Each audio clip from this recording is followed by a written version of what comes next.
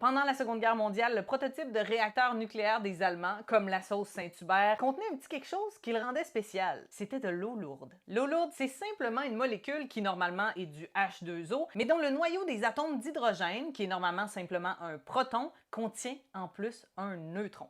Les Allemands en avaient besoin comme agent modérateur dans leur réacteur nucléaire. C'est pour ça qu'en 1940, ils avaient pris le contrôle d'une usine de fabrication d'eau lourde cachée dans une enclave montagneuse en Norvège. Au commencement de la Seconde Guerre mondiale, tous les scientifiques du monde étaient au courant qu'on pouvait casser en deux un noyau d'uranium en le bombardant avec un neutron et qu'à chaque fission, des neutrons additionnels étaient éjectés à très haute vitesse. Et on se doutait qu'en utilisant ces neutrons pour aller casser d'autres noyaux d'uranium, on pouvait créer une réaction en chaîne de fission nucléaire et produire une quantité inimaginable à cette époque-là d'énergie. Pendant la course à la bombe, les physiciens essayaient pas juste de faire des bombes, ils faisaient aussi des réacteurs nucléaires qu'on appelait des piles. Parce qu'ils mettaient de l'uranium en piles. Fait qu'ils appelaient ça des piles. Et c'est dans les piles, pas les bombes, qu'on avait besoin du fameux ingrédient spécial Saint-Hubert. Prends le cœur d'une bombe ou d'un réacteur nucléaire, puis imagine-toi que c'est le Centre Bell.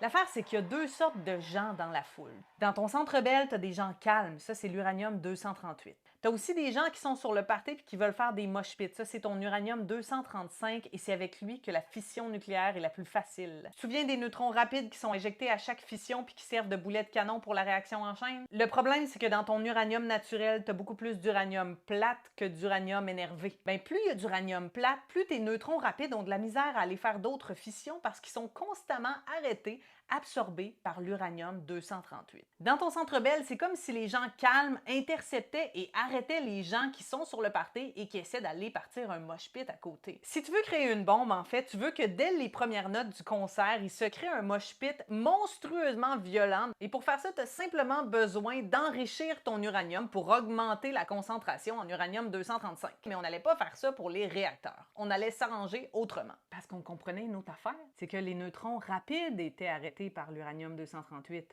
mais pas les neutrons lents. C'est comme si dans ton Centre Bell, les gens qui voulaient aller faire un mosh pit y allaient sans s'énerver.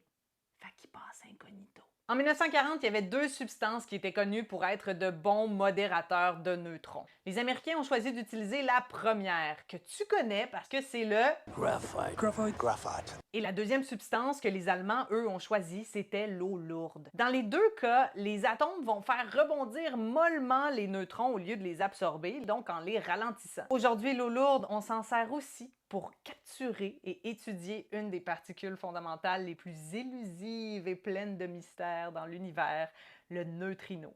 Mais ça, c'est une autre histoire pour une autre vidéo.